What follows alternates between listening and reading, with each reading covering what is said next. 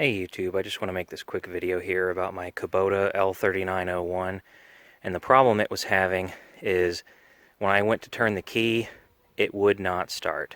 I've already diagnosed it, I know what's wrong with it, and specifically, it's got a bad safety switch. And specifically, it's this safety switch right here. This is the neutral position safety switch. It makes sure that in order for this to start on this hydrostatic tractor, it has to be in the neutral position. So how it works is, it's a simple open-close switch. There's a plunger down at the bottom here, and there's a little tab that it hits right here.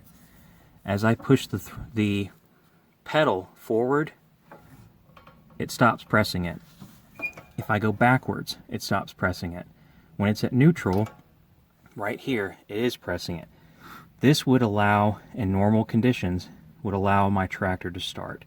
Except when this switch goes bad, it won't let your tractor start. Or, if it's faulty, you'll see people feathering their pedal on their hydrostatic drive tractor, trying to get this thing to start, trying to find that sweet spot.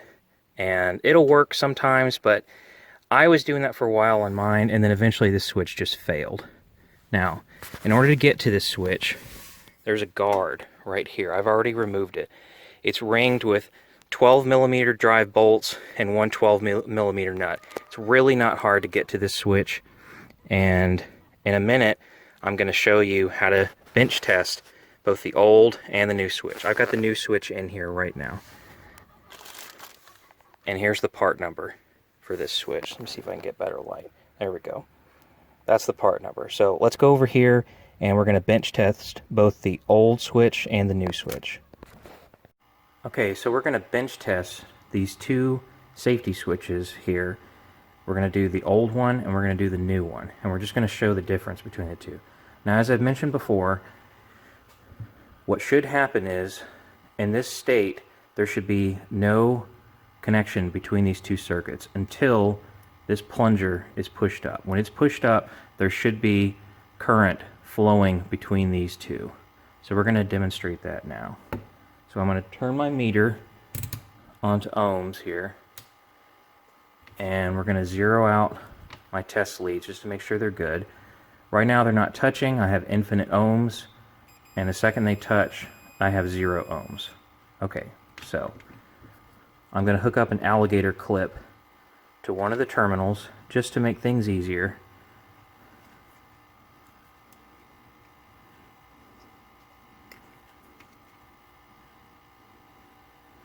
Alright, and I'm going to hook up my probe to the other terminal. Okay, so I'm hooked up to both terminals. It's still open, and the second I hit the plunger, it goes to 0. Again, hit the plunger. As soon as I get my connection back, 0. That's what this should be doing when I'm pressing the bottom of that.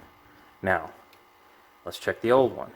I cut away the plastic on this one just to make it easier to see what's going on. So we'll hook up one side, and we'll hook up the other, and I'm going to push it right now. And if you see, nothing. This switch is toast. It's no good. That's why I'm replacing this switch. I actually got stuck for about 30 minutes in the back part of my property because I could not get the switch to work. It is actually working intermittently. It just decides to work randomly. That's why you see people trying to feather the pedal to make it do anything. Well, that's what this one is doing, and this one's been on its way out the door for quite some time now.